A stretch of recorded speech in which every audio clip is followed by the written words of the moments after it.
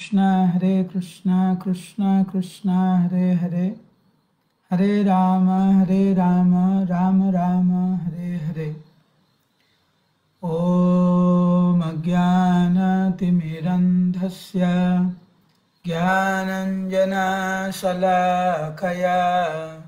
चक्षुरुन्मिलितं येन तस्मै श्रीगुरवे नमः। नमः ॐ विष्णुपदाय कृष्णपृष्ठाय भूतले श्रीमते भक्तिवेदान्त स्वामिनिति नामिने। नमस्ते सारस्वती देवे गौरवाणी प्रचारिणे निर्विशेष शून्यवादी पाश्चात्यदेशतारिणे श्रीचैतन्यमनोभीष्टं स्थापितं येन भूतले स्वयं रूपा कदा मह्यं ददाति स्वपदान्तिकं। वन्देऽहं श्रीगुरो श्रीयुतपदकमलं श्रीगुरुन् वैष्णवांश्च श्रीरूपं साग्रजातं सहगना रघुनाथं वितं तं सजीवं साद्वैतं सावधूतं परिजनसहितं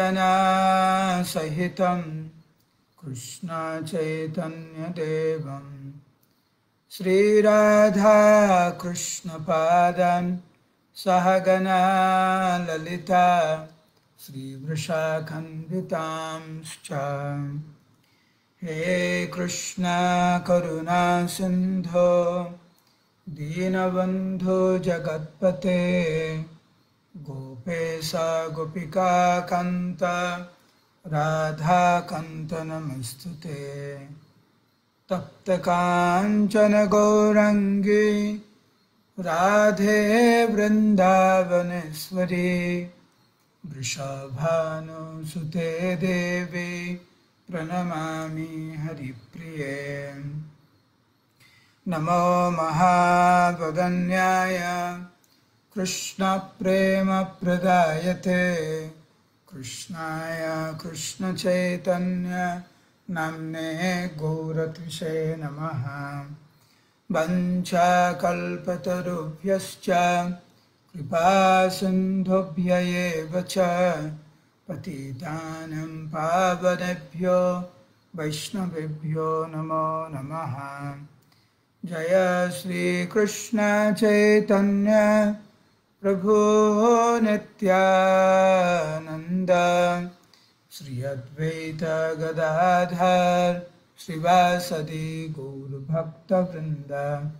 हरे कृष्णा कृष्णा कृष्णा हरे हरे हरे राम राम राम हरे हरे। मूकं करोति वाचालं पंगुं लंघयते गिरिं यत्कृपातमहं वन्दे श्रीगुरुं दिनतारिणं परमानन्दमाधवं श्रीचैतन्य ईश्वरं। नमः ओं विष्णुपदाय कृष्णपृष्ठाय भूतले श्रीमते जयपताका स्वामिनिति नामिने नमाचार्यपादाय निताय कृपाप्रदायिने गौरकथा धामदाय नगरग्रामतारिणे। हरे कृष्ण। उपस्थित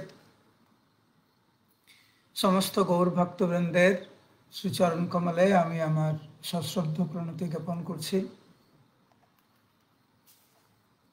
आजकेर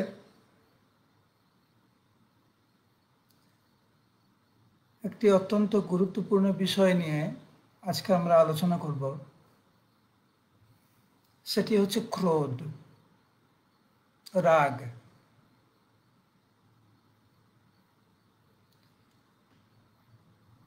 ক্রোধ বা রাগ এমনই একটি বিষয় যে যদি আমরা নিয়ন্ত্রণে না রাখি, ক্রোধকে যদি আমরা নিয়ন্ত্রণে না রাখি, তাহলে সবকিছু নষ্ট হয়ে যাবে, ধ্বংস হয়ে যাবে। ভগবান কৃষ্ণ ভগবদ গীতায় বলছেন, ক্রোধাৎ ভবতি সম্মোহ, সম্মোহাৎ স্মৃতি বিভ্রমাৎ, স্মৃতি ভ্রংশাৎ বুদ্ধিনাশ, বুদ্ধিনাশাৎ প্রণশ্যতি। ক্রোধের থেকে মোহ জন্মায়, মোহ থেকে স্মৃতি নষ্ট হয়ে যায়, বুদ্ধি নষ্ট হয়ে যায়, বুদ্ধি নষ্ট হলে প্রণশ্যতি। সেই জন্য প্রত্যেকটি ভক্ত,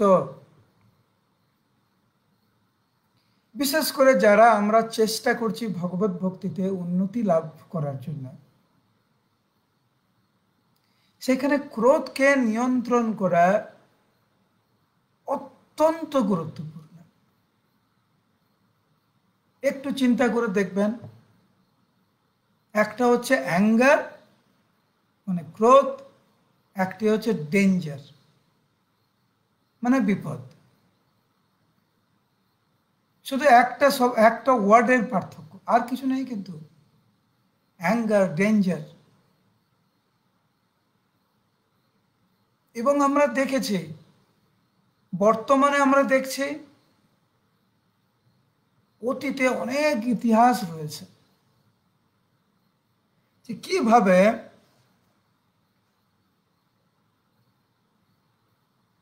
এই ক্রোধের জন্য আমরা সঠিক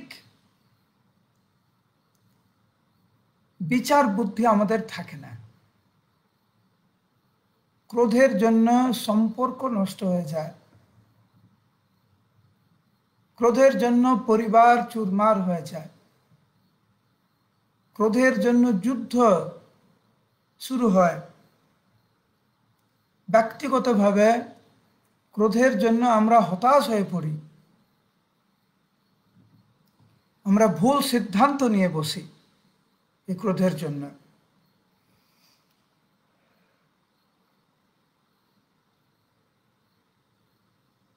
আর যদি হচ্ছে আমরা একটু বিচার বিবেচনা করি, সায়েন্টিফিক ভাবেও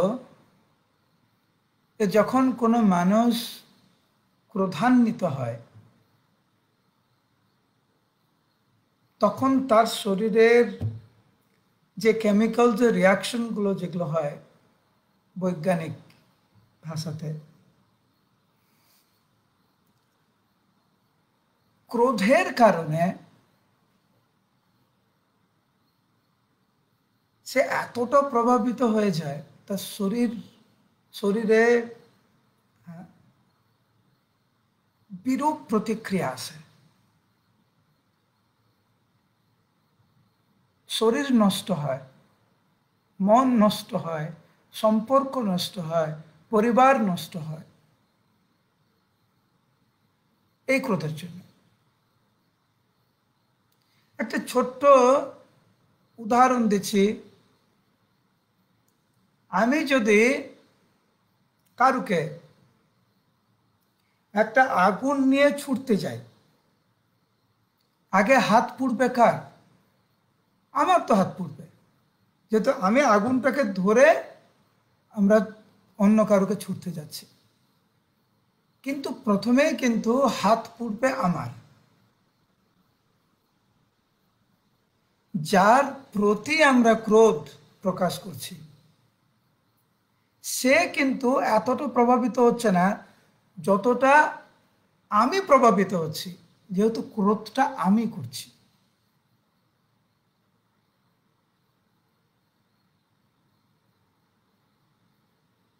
এবং সেই জন্য ভগবান কৃষ্ণ বলছেন যে নরকে যাওয়ার তিনটি রাস্তা বা তিনটি দ্বার দরজা রয়েছে। একটি হচ্ছে কাম, একটি হচ্ছে ক্রোধ, আরেকটি হচ্ছে লোভ। তো কামের দ্বারা প্রভাবিত হয়ে যে কর্ম করে সে নিজের জন্য নরকের দরজা খুলে দিচ্ছে। যে ক্রোধের দ্বারা প্রভাবিত হয়ে কাজ করে, কর্ম করে, সে তো নরকের দরজা খুলে দিচ্ছে। কাম, ক্রোধ, লোভ, এই তিনটে দরজার মধ্যে কৃষ্ণ যেটা বলছেন তার মধ্যে একটি হচ্ছে ক্রোধ।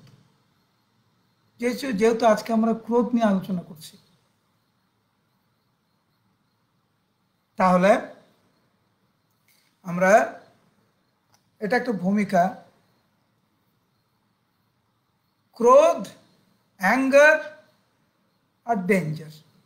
ক্রোধ মানেই বিপদ। শারীরিকভাবে, মানসিকভাবে আমরা বিধ্বস্ত হয়ে যাই। হ্যাঁ, কিছু কিছু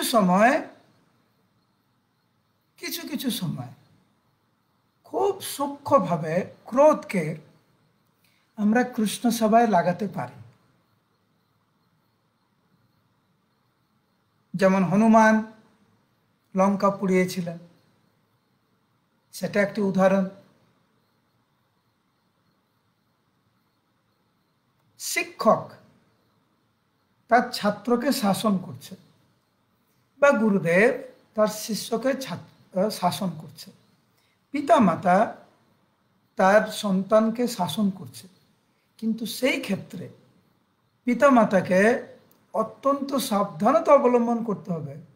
সে ক্রোধকে যেন ব্যবহার করে, ক্রোধ যেন তার উপরে চেপে না বসে। এটি হচ্ছে পার্থক্য। গুরুদেব ক্রোধকে ব্যবহার করতে পারে, শিক্ষক ক্রোধকে ব্যবহার করতে পারে অপরের মঙ্গলের জন্য, সেটা ঠিক আছে। পিতামাতা ক্রোধকে ব্যবহার করছে ছেলে মেয়েকে সঠিক পথে আনানোর জন্য।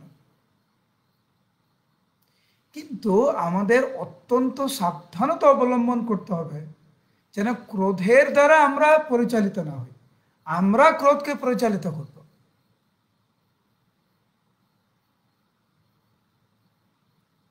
একবার প্রভুপাদকে একজন ভক্তরা বলছে যে প্রভুপাদ, অমুক ভক্ত সবার সঙ্গে ঝগড়া করে। প্রভুপাদকে বলছে, প্রভুপাদ অমুক ভক্ত সবার সঙ্গে ঝগড়া করে। তো প্রভুপাদ বলছেন, ও সবার সঙ্গে ঝগড়া করে, ওকে ঋষিকেশে পাঠিয়ে দাও। ও ঋষিকেশে গিয়ে মায়াবাদীদের সঙ্গে ঝগড়া করুক,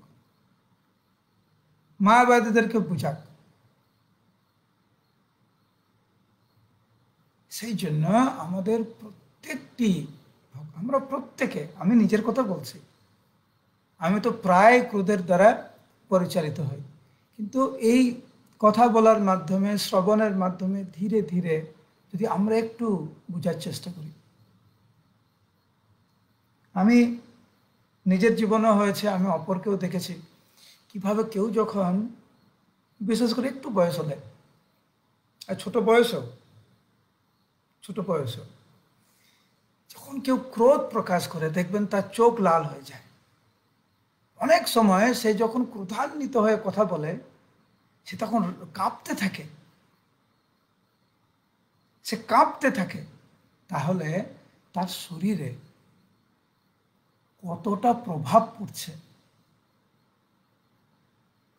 এই ক্রোধের জন্য। একটু যদি আমরা বিবেচনা করি, আমরা কি পাচ্ছি?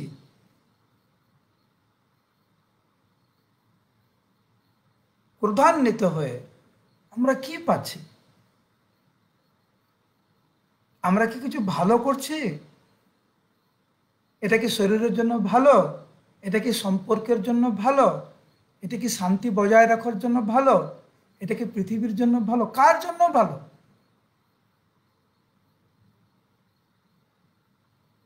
ক্রোধ এইভাবে প্রকাশ করা কার জন্য ভালো? কারোর জন্য ভালো না। যখন ক্রোধান্বিত হয় তখন তো বুদ্ধি ঠিক মতো কাজ করে না। সেই যে রাগের মাথায় আমরা বলি না, কেউ যখন রেগে কথা বলে তারপরে সে যখন একটু শান্ত হয় তখন বলে যে আপনি কিছু মনে করবেন না, আমি রাগের মাথায় এটা বলে ফেলছি। তার মানে কি? তার মানে রাগের মাথায়, ও রাগের সময় ওর বুদ্ধি কাজ করছিল না, তার মানে ও রাগের দ্বারা পরিচালিত হচ্ছিল, ক্রোধের দ্বারা পরিচালিত হচ্ছিল, যেটা আমরা চাইছি না। আমরা চাই না ক্রোধের দ্বারা পরিচালিত হতে। আমরা চাইছি আমরা ক্রোধকে নিয়ন্ত্রণ করব, এবং যে পিতামাতা দায়িত্ব পালন করছে, যে শিক্ষকের দায়িত্ব পালন করছে, যে গুরুর দায়িত্ব পালন করছে, তারা ক্রোধকে ব্যবহার করতে পারে অপরের মঙ্গলের জন্য। এইটা আমাদের মনে রাখতে হবে। একজন পিতামাতা সে তার সন্তানকে শাসন করছে, ক্রোধ প্রকাশ করছে, কিন্তু পিতামাতাকে একটু ধ্যান রাখতে হবে, একটু খেয়াল রাখতে হবে যে ওই ক্রোধটা যেন এমন পর্যায়ে না যায় যে শাসন করতে গিয়ে ওর ছেলের অনিষ্ট করলো, নিজেরও অনিষ্ট করলো, এবং সেই ক্রোধ হচ্ছে বিপদগামী।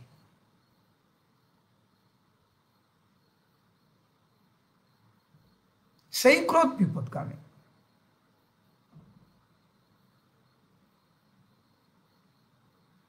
এবং সত্যিকার আমার মনে হয় না যে আমাদের মধ্যে কেউ আছে, অনেক আপনারা আছেন, আমি না, কিন্তু আমাদের সবার একটা এক্সপিরিয়েন্স আছে, একটা উপলব্ধি আছে, ক্রোধ করার একটা উপলব্ধি আছে আমাদের, বেশি কম, কারোর একটু বেশি, কারোর একটু কম।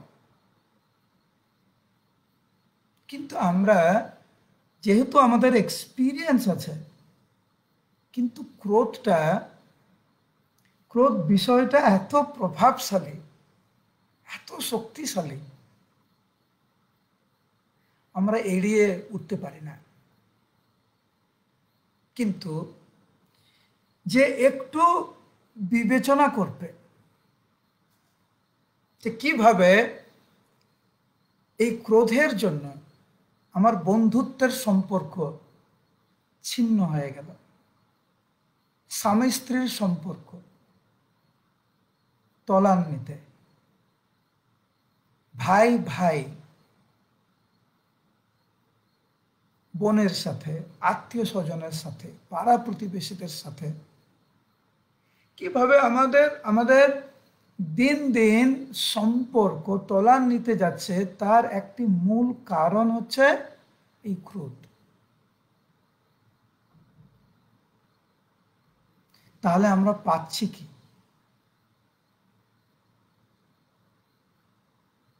সেই জন্য প্রত্যেকে যদি আমরা চেষ্টা করি নিজেদের মতো করে,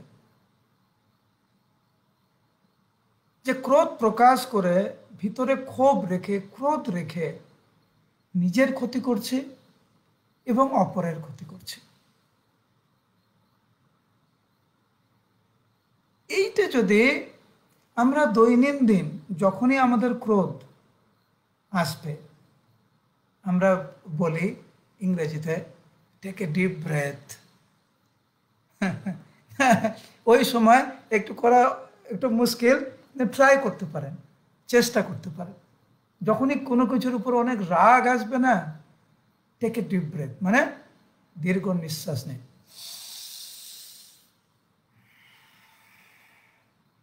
কয়েকবার দীর্ঘ নিঃশ্বাস নিন, একটু চিন্তা করুন এর ফল কি হবে?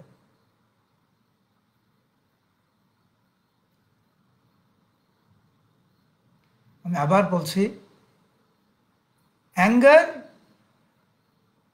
ডেঞ্জার, এটা সবসময় মনে রাখবেন।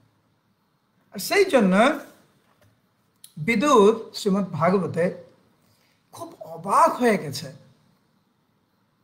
যে কিভাবে মহান মহান ব্যক্তিত্বরাও কিভাবে ক্রোধের দ্বারা প্রভাবিত হয়ে সম্পর্ককে ছিন্ন ভিন্ন করে দিল।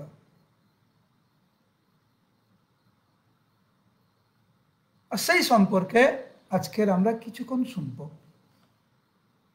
তো বিদুর খুব অবাক হয়ে জিজ্ঞাসা করছে মৈত্রেয় ঋষিকে যে, হে মৈত্রেয় ঋষি, এটা কি করে সম্ভব যে দক্ষ তার কন্যা সতীকে এত ভালোবাসে, তাহলে অবহেলা কেন করল? দেখবেন অনেক সময় স্বামী স্ত্রীর মধ্যে কিন্তু ভালোবাসা রয়েছে, কিন্তু ক্রোধের দ্বারা প্রভাবিত হয়ে কোনো সময় স্ত্রী স্বামীকে অবহেলা করে, স্বামী স্ত্রীকে অবহেলা করে, বন্ধু অপর বন্ধুকে অবহেলা করে, একজন ব্যক্তি অপর ব্যক্তিকে অবহেলা করে, কার দ্বারা প্রভাবিত হয়ে? ক্রোধের দ্বারা প্রভাবিত হয়ে। এবং আমরা দেখলাম যে শিব ঠাকুর বৈষ্ণবানম যথাসম্ভব, বৈষ্ণবদের মধ্যে শ্রেষ্ঠ, উনি কি করে প্রভাবিত হচ্ছে? না, উনি না, উনার প্রতি, শিব ঠাকুরের প্রতি কিভাবে দক্ষ এই ক্রোধের দ্বারা পরিচালিত হয়ে সে কাজ করল। প্রভুপাদ বলছেন যে শিবের মতো ভক্তর প্রতি ক্রোধ কেন আসবে?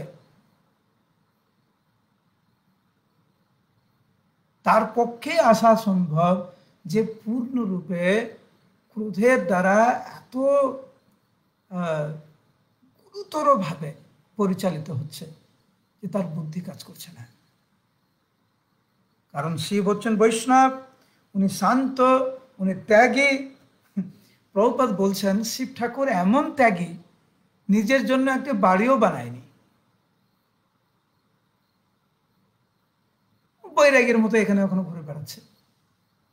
তো এরকম একজন শান্ত শ্রেষ্ঠ, বৈষ্ণব শ্রেষ্ঠ, ত্যাগী মহাভাগবতের উপরে কেন ঈর্ষা হবে, কেন রাগ হবে? তাহলে ক্রোধের দ্বারা কিরকম পরিচালিত হলে এই ভুল একজন করতে পারে।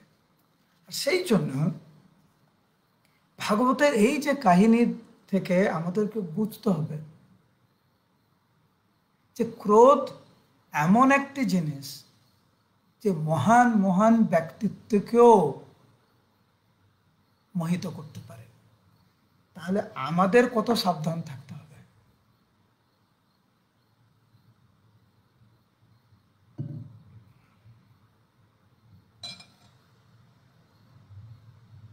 শিব ঠাকুর আত্মারাম, শান্ত,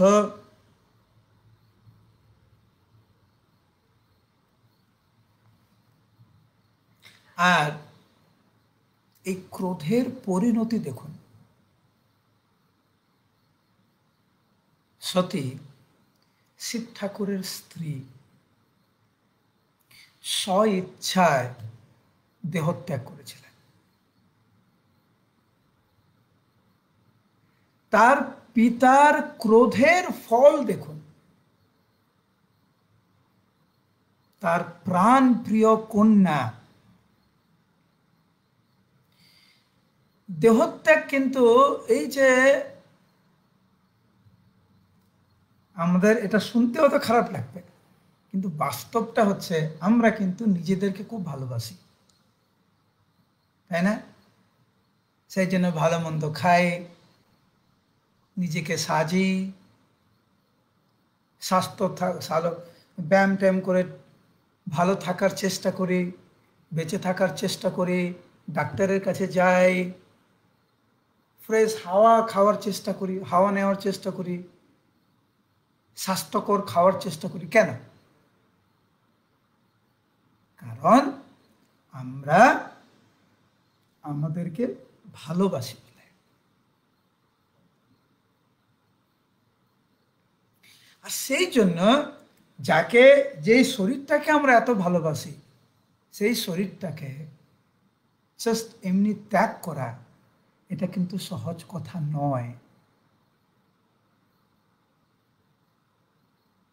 কিন্তু রাগের পরিণতি হচ্ছে এটা।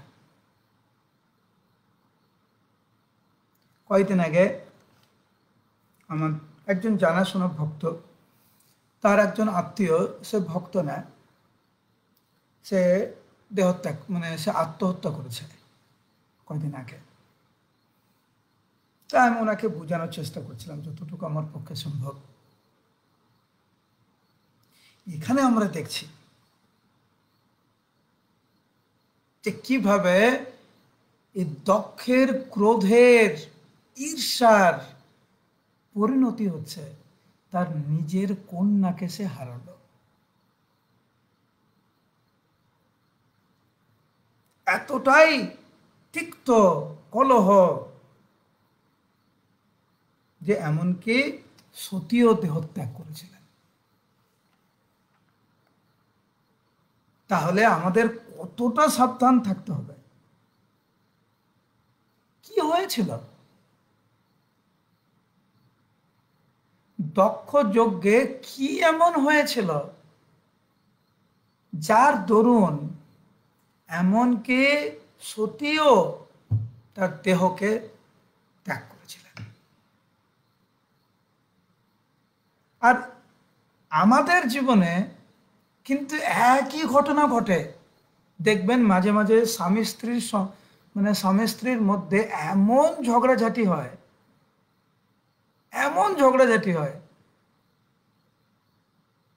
যখন তৃতীয় পক্ষ কেউ আসে এবং দুজনের সঙ্গে বসে আলোচনা করে এবং বুঝার চেষ্টা করে প্রকৃতপক্ষে কি হয়েছে, তাকে সেরকম কিচ্ছু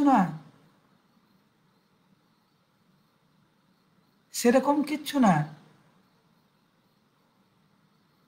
হয়তো জল চেয়েছে, জল দেয়নি, বা খাবারটা ঠান্ডা ছিল, বা নিজেকে হয়তো ভেবেছে আমাকে সম্মান করছে না, স্ত্রী ভাবছে আমাকে সম্মান করছে না, স্বামী ভাবছে আমাকে সম্মান করছে না, মনে এত কিছু চিন্তা করে করে করে করে নিজেদের ভিতরে সম্পর্কটাকে এমন পর্যায়ে নিয়ে গেছে।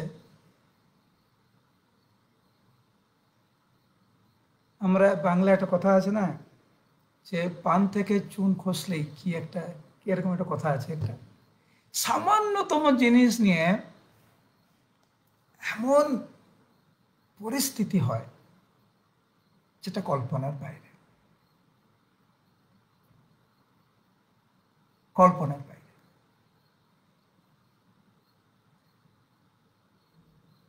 সেই জন্য এই কাহিনী ভাগবতের অত্যন্ত গুরুত্বপূর্ণ।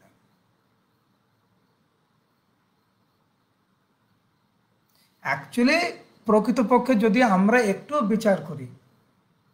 বিচার বিবেচনা করি, তাহলে আমরা দেখব সেরকম বিরাট কিছু ঘটনা ঘটেনি, কিন্তু এইটি হচ্ছে সংসারের রূপ, এইটি হচ্ছে জড়জগতের স্বভাব,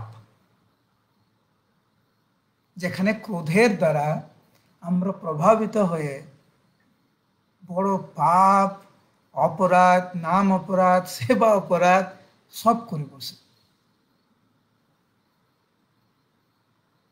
বিশ্বের যারা হচ্ছে সৃষ্টি কার্যের নেতৃত্ব স্থানীয় যে সমস্ত ব্যক্তিত্বরা ছিলেন, তারা সবাই কৃষ্ণের সন্তুষ্টি বিধানের জন্য। আবার বোঝার চেষ্টা করুন, যজ্ঞটা হচ্ছে কিন্তু ভগবানকে সন্তুষ্ট করার জন্য। ঠিক যেরকম আমরা সেবা করি কেন? কৃষ্ণকে খুশি করার জন্য। কিন্তু কৃষ্ণকে খুশি করতে গিয়ে আমরা একে অপরের প্রতি রাগ দেখাই, অপরাধ করে বসি, ভুল করে বসি, এবং সেই যজ্ঞে ব্রহ্মা, শিব, ভৃগুমণি ইত্যাদি সমস্ত এই বিশ্ব ব্রহ্মাণ্ডের মহান মহান মুনি ঋষিরা সবাই একত্রিত হয়েছিলেন।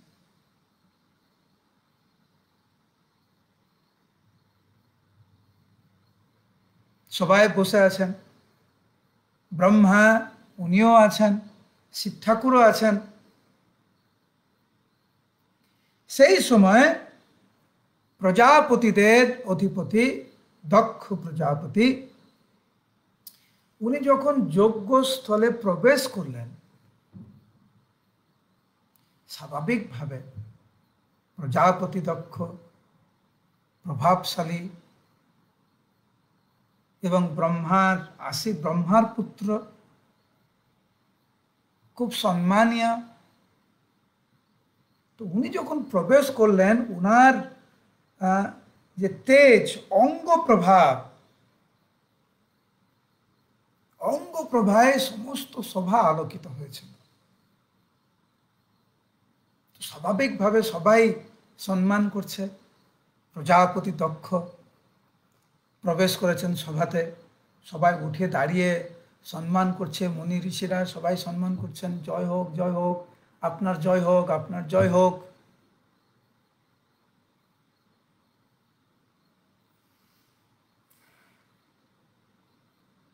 ব্রহ্মা এবং শিব ঠাকুর ব্যতীত সবাই উঠে দাঁড়িয়ে সম্মান করেছিলেন।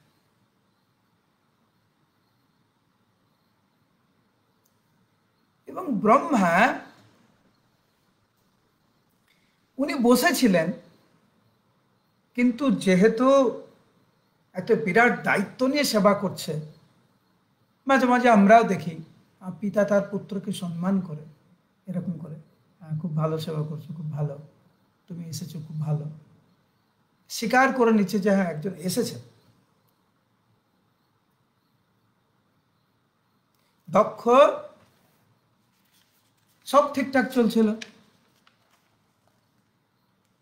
দক্ষ আসনে বসার সঙ্গে উনি দেখতে পেলেন যে শিব ঠাকুর, যিনি হচ্ছেন দক্ষের জামাই, শিব ঠাকুর, উনি আর সেইভাবে সম্ভাষণ করেন, সেইভাবে সম্মান জানায়নি, উঠে দাঁড়ায়নি। বাস এইটাই। দক্ষের এত রাগ হলো, যেহেতু দক্ষ ভেবেছে যে শিব ঠাকুর আমাকে সম্মান না জানানোর এত সাহস, এই যে রাগ পুরো একদম চেপে বসল দক্ষের উপরে। এবং এইটি দক্ষ সহ্য করতে পারেনি। সেই জন্য খুব চতুরতাপূর্বক, মাঝে মাঝে দেখবেন আমরা রাগ করি, আবার রাগ করার পরে সেটা যুক্তি দিয়ে অপরকে বোঝানোর চেষ্টা করি যে আমি যে রাগ করেছি সেটা ঠিক করেছি। এটা আরো ভয়ানক, এটা আরো ভয়ানক। যখন আমরা কখনো কখনো ভুলবশত বৈষ্ণব অপরাধ হয়ে যায় আমাদের, বা এই ক্ষেত্রে ক্রোধের কথা আলোচনা করা হচ্ছে,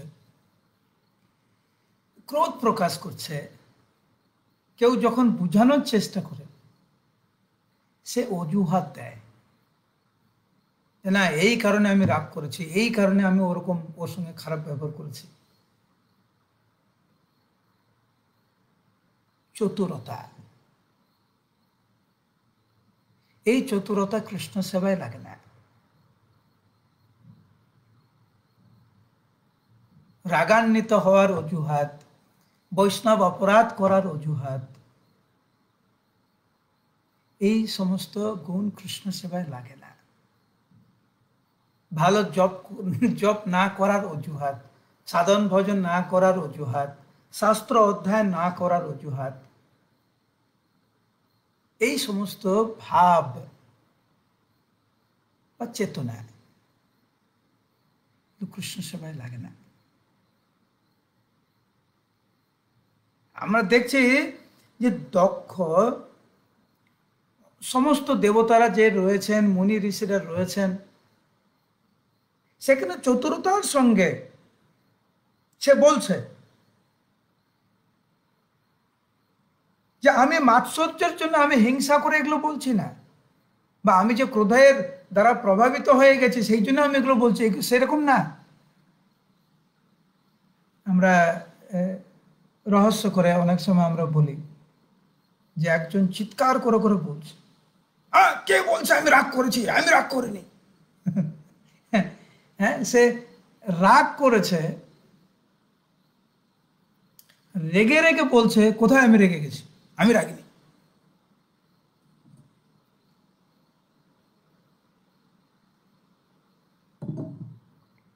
দক্ষের একই অবস্থা, ঈর্ষান্বিত হয়েছেন, ক্রোধের দ্বারা নিয়ন্ত্রিত হয়েছেন, তবুও উনি বলছেন যে আমি তোমাদেরকে যা বলতে যাব এটা হিংসার কারণে না, এটা রাগের কারণে না।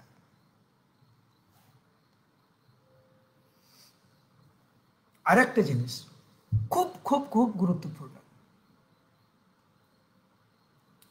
অনেক সময় আমরা জানি কিন্তু ওর দোষ নাই, তা সত্ত্বেও আমরা রাগ করি। অনেক সময় ছেলে মেয়েরা বাবা মার প্রতি বিনা কারণে রাগ করে, যদিও সে জানে যে বাবা মার কোনো দোষ নেই।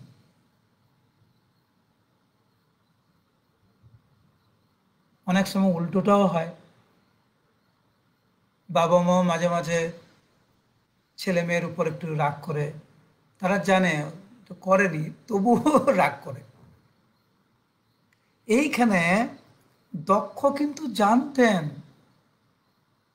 শিব ঠাকুরের এখানে দোষ নেই, কিন্তু হিংসা রাগের দ্বারা প্রভাবিত হয়ে এক বিরাট বড় ভুল করে বসল, যেইটি আমরা আমাদের দৈনন্দিন জীবনে আমরা কিন্তু এটা লক্ষ্য করি।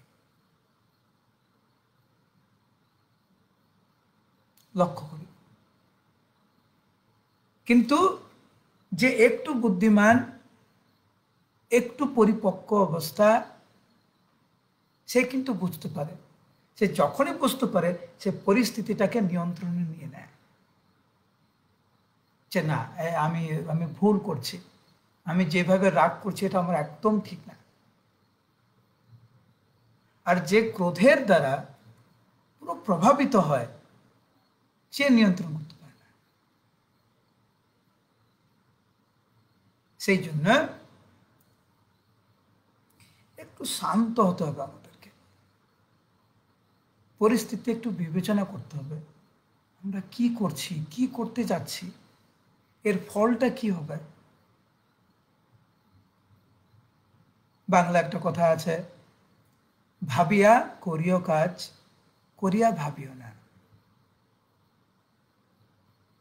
আপনাদের আরেকটা জিনিস বলি, এটা একটা রিসার্চ ওয়ার্ক।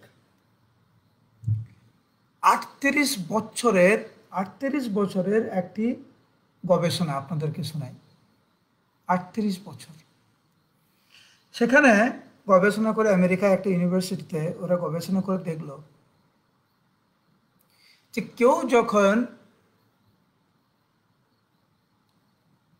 এই 1 মিনিটের রাগ করে এমন কিছু একটা করে বসলো বা এমন কিছু একটা কথা বলে বসলো যার ফলে কিন্তু সম্পর্কটা খুব খারাপ হয়ে গেল, এবং সেই সম্পর্কটাকে জোড়া লাগাতে বা ঠিক করতে 5 গুণ বেশি প্রয়াস দরকার।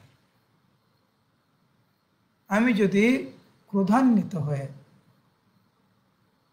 কোনো ভক্তকে এমন একটা কটু কথা বলে দিলাম, 1 মিনিট বলেছে কিন্তু সেই সম্পর্কটাকে ঠিক করতে আমার 5 গুণ বেশি আমার প্রয়াস আমাকে খাটাতে হবে, প্রয়োগ করতে হবে। আমরা কিন্তু দেখবেন অনেক অনেক সময় না, বেশিরভাগ সময় আমরা কিন্তু জেনে শুনে রাগ করছি, জেনে শুনে।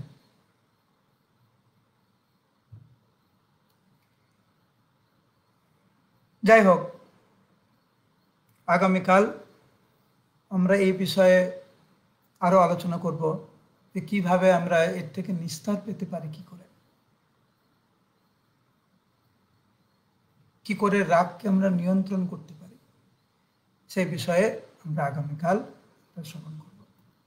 হরে কৃষ্ণ কৃষ্ণ কৃষ্ণ হরে হরে, হরে রাম রাম রাম হরে হরে। হরে কৃষ্ণ। আপনারা সবাই ভালো থাকবেন, সুস্থ থাকবেন। আগামীকাল আবার দেখা হবে। হরে কৃষ্ণ।